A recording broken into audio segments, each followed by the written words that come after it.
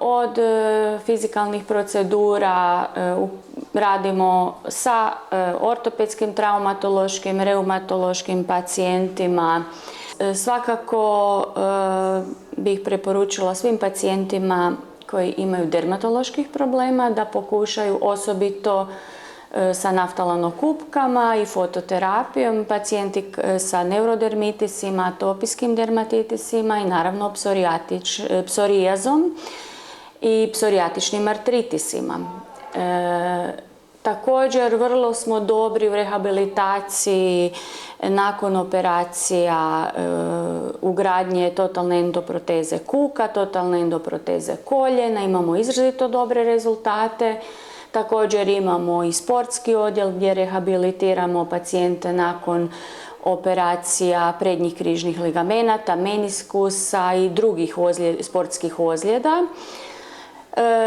Profilirali smo se sada i posebno,